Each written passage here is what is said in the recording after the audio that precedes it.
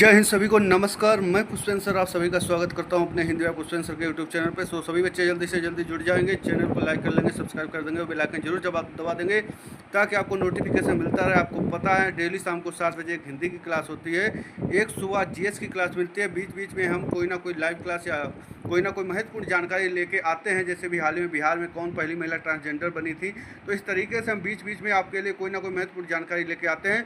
तो आप नोटिफिकेशन आपके पास पहुंचता रहेगा। अगर सब्सक्राइब कर लेंगे, बेल आइकन दबा देंगे, तो कोई भी जानकारी होगी आपके पास तुरंत नोटिफिकेशन पहुंचेगा और आप उस क्वेश्चन को याद कर लेंगे। इसी तरीके से आपका सिलेक्शन हो पाएगा। तो जल्दी से जल्दी शुरू करते हैं हम लोग। जैसे बिल्कुल भी समय नहीं बर्बाद करेंगे, क्योंकि हमने बार बार बता रखा है कि समय की जो कीमत समझता है, समय उसे बेकीमती बना देता है। क्योंकि समय का जो मूल समझेगा, समय उसे क्या करेगा बच्चा, अनमोल बना देगा। तो शुरू करते हैं। पहला क्वेश्चन, हिंदी दिवस मनाया जाता है 8 अक्टूबर को, दूसरा ऑप्शन है 8 मार्च को, तीसरा ऑप्शन है 14 दिसंबर को, चौथा ऑप्शन है 14 सितंबर को।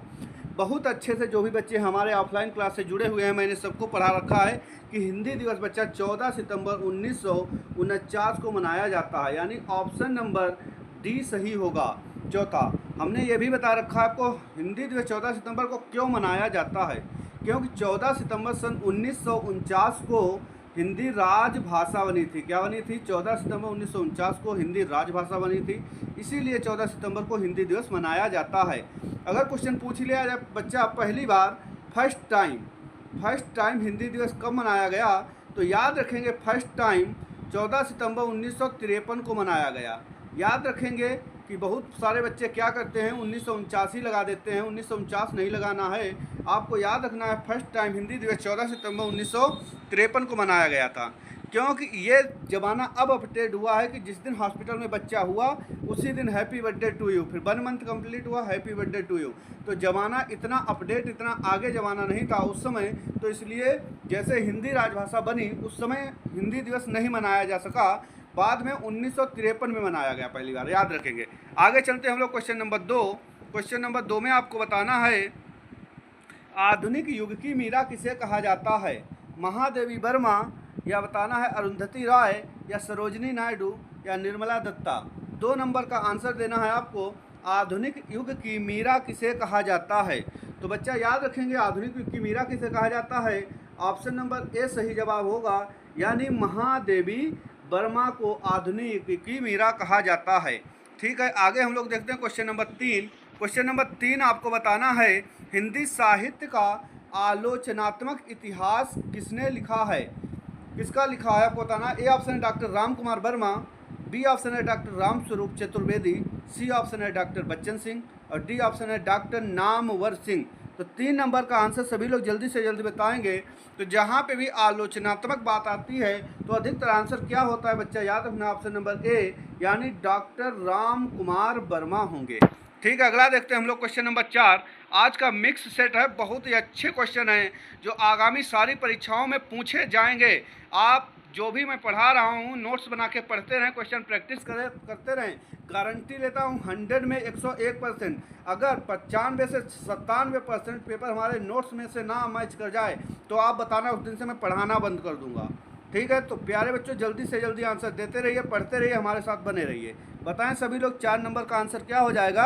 राम बोला बचपन में किसका नाम था। ऑप्शन ए है सूरदास, बी है तुलसीदास, सी है कबीरदास, डी है अग्रदास। तो बताएं राम बोला किस कवि के बचपन का नाम था। तो राम बोला तुलसीदास जी के बचपन का नाम था। किसका नाम था? तुलसीदास। Option number B. हमने आपको बता रखा है तुलसीदास जी ने इतने सारे ग्रंथ लिख दिए हैं, ऐसे नहीं लिख दिए। तुलसीदास जो थे ये अपनी बीवी से बहुत ज़्यादा प्रेम करते थे। अपनी बीवी से बहुत ज़्यादा प्रेम करते थे तो क्या हुआ, एक बार इनकी बीवी मायके चली गई। और जब मायके इनकी बीवी चली गई तो ये भैया सुबह से शाम तक जैसे तैसे दिन काटा, लेकिन शाम को इनको बहुत याद आने लगी तो और बारिश होने लगी। अब इनकी बीवी को इतना ज़्यादा प्रेम था इनको बीवी से कि अब ये क्या करें। तो बारिश भी हो रही है, आंधी तूफान गरज रहा, ये बारिश में ही चल दिए। आगे बाढ़ आई पड़ी है, नदी भरी पड़ी है, लेकिन ये नदी में कूदते फांदते निकल गए। आगे वहाँ बीबी इनकी सेकंड मंजिल पे थी तो वहाँ सांप लटक रहा, उसको पकड़ के चढ़ गए। बोले हम तुमको बहुत प्यार करते हैं।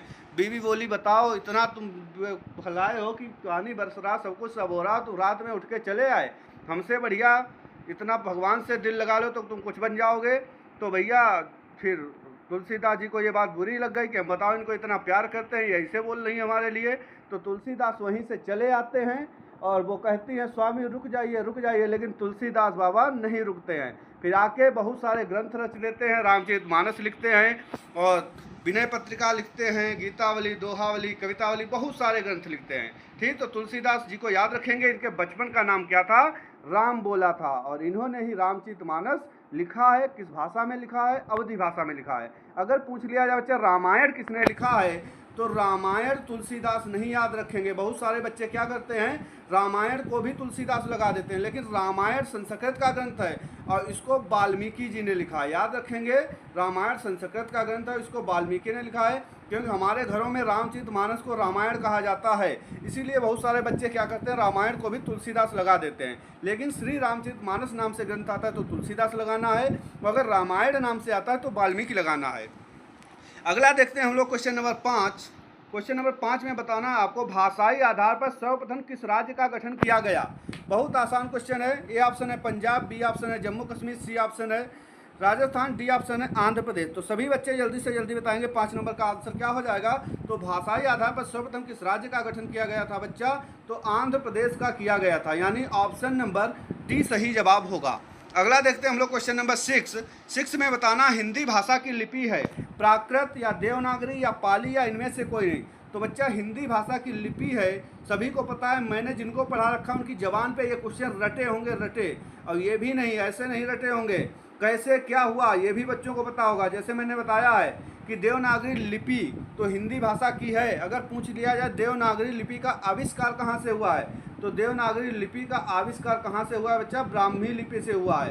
अगर पूछ लिया जाए आपसे सबसे प्राचीन लिपि कौन है, तो सबसे प्राचीन लिपि भी कौन है, ब्राह्मी लिपि है। और देवनागरी लिपि का आविष्कार भी ब्राह्मी लिपि से हुआ है। अगर पूछ लिया जाए देवनागरी लिपि का सर्वप्रथम किस राज्य में प्रयोग किया गया, तो गुजरात राज्य में। और गुजरात राज्य में कहाँ, तो गुजरात राज्य के एक राजा थे जयभट्ट, उनके शिलालेख में किया गया।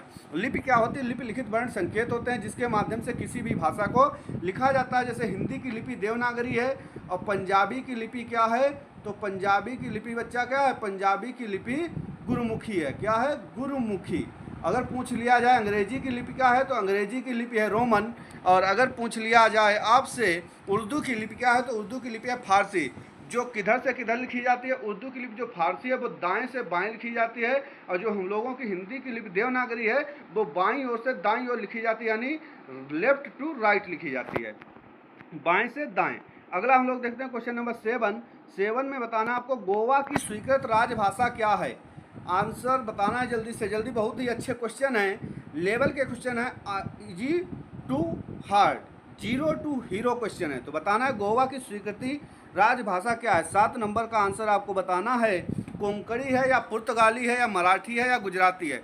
तो बच्चा गोवा की क्या है, ऑप्शन नंबर ए कोंकणी स्वीकृत है राजभाषा। राजभाषा क्या होती है, राजभाषा होती है ऑफिशियल लैंग्वेज।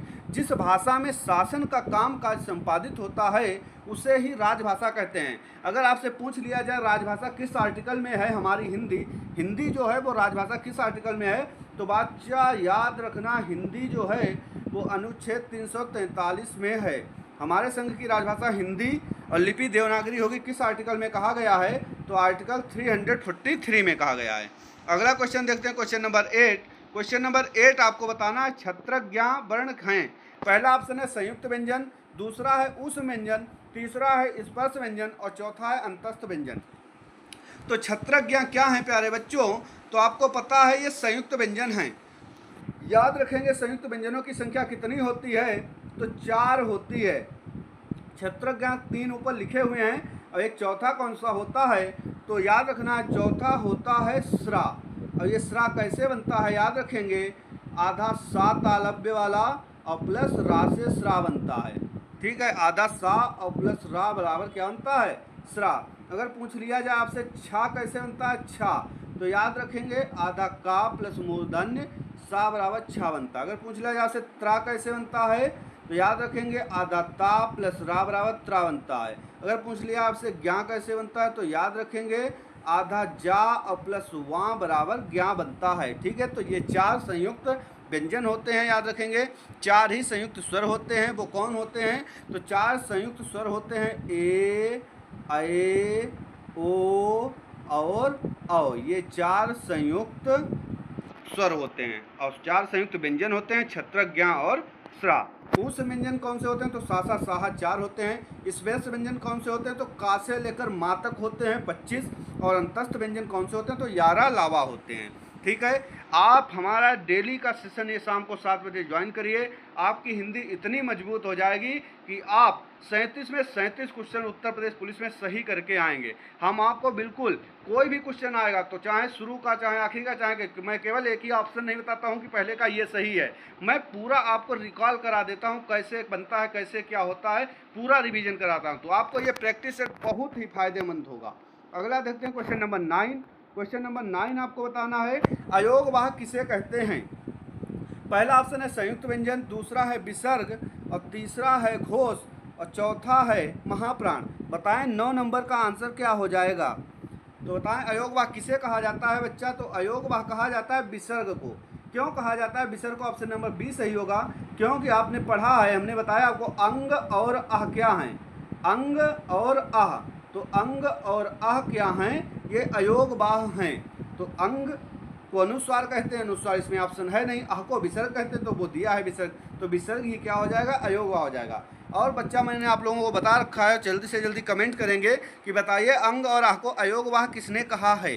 तो अंग और आह को अयोगवाह किसने कहा है? आचार्य किशोरी दास वाजपेयी जी ने कहा है। अगला क्वेश्चन हम लोग देखते हैं बच्चा, क्वेश्चन नंबर 10। क्वेश्चन नंबर 10 में बताना है फा और बा किस प्रकार के वर्ण हैं।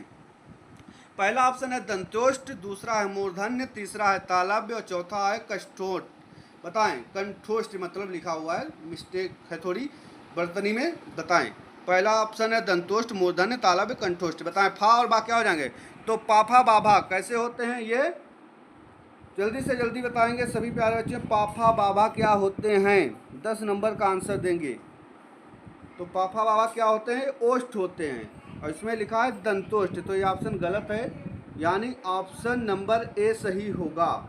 इसमें गलत दिए हैं सभी, पा फा बा भा मा, ये क्या होते हैं? तो ओष्ठ होते हैं। पहला वाला जो है वो गलत ऑप्शन हो गया, इसमें चारों ऑप्शन गलत हैं, आंसर क्या होगा सही? ओष्ठ होगा।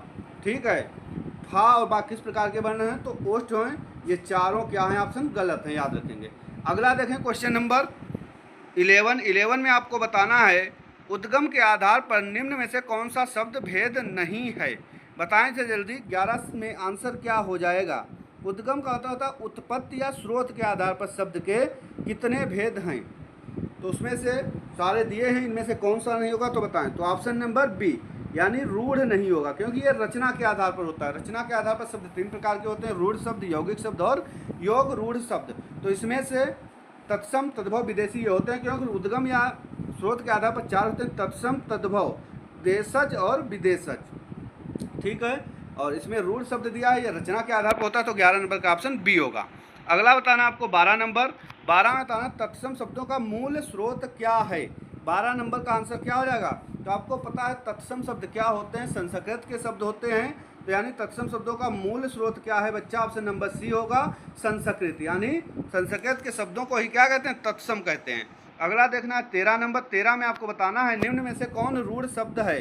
तो रचना के आधार पर 3 शब्द होते हैं, रूढ़, यौगिक और योग रूढ़। इसमें से बताना आपको रूढ़ कौन सा है। पहला ऑप्शन है गोबर, दूसरा है चूल्हा, तीसरा है नाक और चौथा है माली।